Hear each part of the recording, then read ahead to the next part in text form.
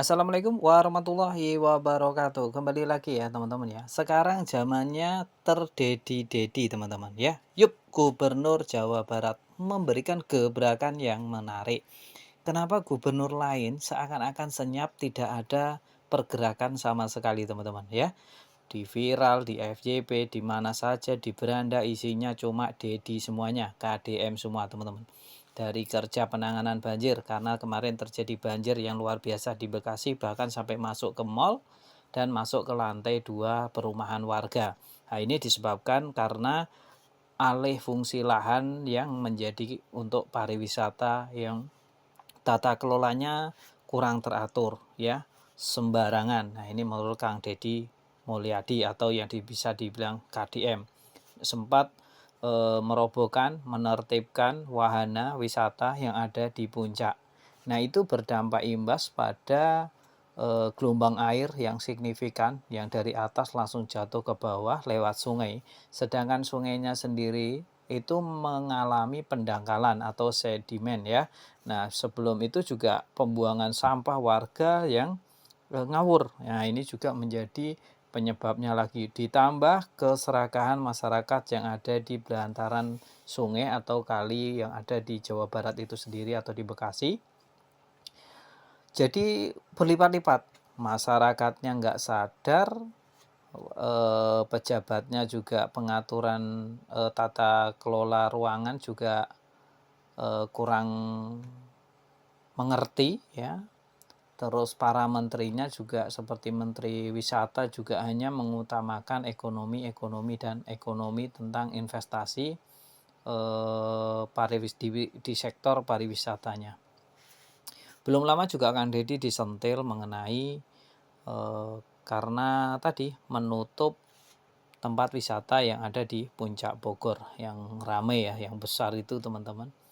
Yang hari kemarin itu merobohkan bangunan terakhir di wisata tersebut. Nah, kenapa gubernur lain seakan-akan tidak ada suaranya, tidak ada gubernurnya ya, beda dengan Jawa Barat di tahun 2025 ini.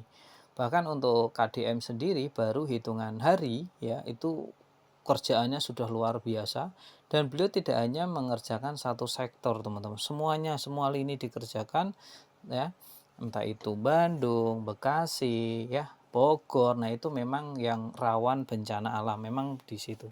Karena kalau untuk penanggulangan atau untuk mengembalikan yang terjadi bencana alam seperti banjir, tanah longsor, itu biayanya besar teman-teman ya. Itu biayanya sangat besar, apalagi mengurus sungai itu juga sangat besar sekali. Jadi mudah-mudahan untuk perawatan sungai sendiri itu harus dari kesadaran masyarakat. Nah, ini mungkin Kang Deddy lah yang paham nantinya.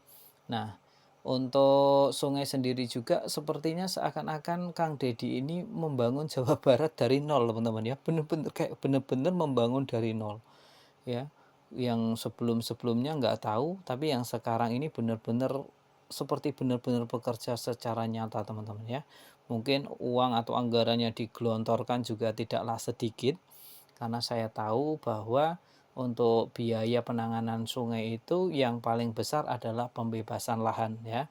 Biar apalagi Kang Deddy tidak ada penolakan ya. Di mana-mana kalau ada penggusuran di belantaran sungai itu biasanya ada penolakan dari warga, entah itu dari ormas, dari warga, itu pasti ada penolakan. Tapi ketika Kang Deddy Mulyadi yang mengelola, Kang Deddy Mulyadi yang menertibkan, seakan-akan damai begitu saja, malah dikerubungi oleh ibu-ibu. Nah, disitulah solusi-solusi diberikan. Kang Deddy biasanya langsung minta pendataan. Nah, di sini perangkat desanya seperti RT RW juga tadi saya sempat melihat juga ternyata banyak warga yang tidak mempercayainya. Beliau lebih percaya kepada Kang Dedinya langsung. Jadi untuk urusan ganti rugi atau bagaimana itu malah lebih percaya kepada gubernurnya secara langsung. Ini nggak tahu ya, mungkin karena image-nya udah kurang bagus, jadi malah tidak percaya kepada RT atau RW-nya sendiri.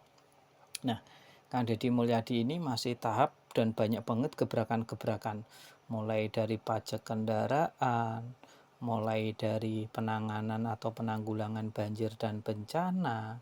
Di sistem pendidikan juga tentunya pasti ya teman-teman ya, yang mulai intinya kalau ada bantuan dari pemerintah pusat untuk orang tua yang kurang mampu seperti makanan bergizi, beliau juga pengen kalau sudah ada bantuan seperti itu ya anaknya jangan jajan ketika sekolah, karena akan percuma ketika anaknya jajan tapi masih ada bantuan. Nah, ini jangan namanya sia-sia kata beliau seperti itu ya.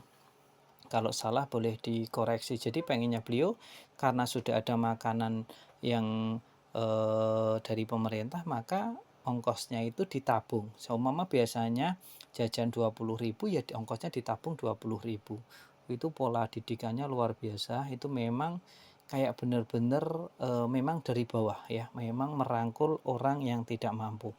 Seperti kegiatan-kegiatan yang sekiranya memang tidak penting, study tour ya, seperti itu. Study tour mungkin untuk bagian kalangan penting, tapi untuk bagian orang yang tidak mampu, waduh itu sangat-sangat memberatkan. Kalau dari sudut pandang memang seperti itu. Ada yang bilang toh cuma sekali, toh cuma sekali. Gampang bilang toh cuma sekali kalau ada biayanya. Kalau enggak ada nangis teman-teman ya. Nah, inilah yang dirasakan beliau karena beliau juga pernah menjadi orang yang tidak mampu. Jadi beliau pun dulunya juga memang bekerja keras ya. Bekerja keras luar biasa hingga akhirnya sekarang menjadi orang penting di Jawa Barat, bahkan orang nomor satu di Jawa Barat. Dan beliau itu melestarikan budaya leluhurnya teman-teman. Sunda budayanya alus, banyak banget ya keragamannya yang luar biasa dan hanya beliau satu-satunya yang menjaga. Saat beliau pernah bercerita, beliau pernah membuat patung dan patungnya dirusak dan tidak ada satupun orang yang merangkulnya, yang menolongnya ya. Semuanya nggak ada sama sekali dan beliau hanya sendiri, dan tiba-tiba ada satu sosok yang datang ke beliau dan membantu beliau. Siapa itu? Adiknya Pak Prabowo kalau nggak salah ya. Kalau salah koreksi. Pokoknya keluarganya Pak Prabowo lah. Satu-satunya yang membantu beliau semasa beliau menjadi bupati, dan ada penolakan dari golongan atau kelompok yang tidak suka budaya-budaya tadi teman-teman ya, yang dikuatain hal-hal yang tidak bagus lah. Padahal kalau Kang Deddy Mulyadi itu kerjanya juga tulus, orangnya tulus, ingin membahagiakan masyarakatnya. Poinnya di situ, dan ingin menjaga kebudayaan leluhurnya ya. Jadi benar-benar kerasa karena beliau itu dari hati maka akan sampai ke hati. Sesuatu yang keluar dari hati akan sampai juga di hati. Jadi beliau sekarang menjadi idola buat warga Jawa Barat khususnya dan umumnya Indonesia. Saya yakin beliau sudah mencuri star untuk meminang hati-hati, semua hati ya, orang yang sadar akan budaya leluhurnya.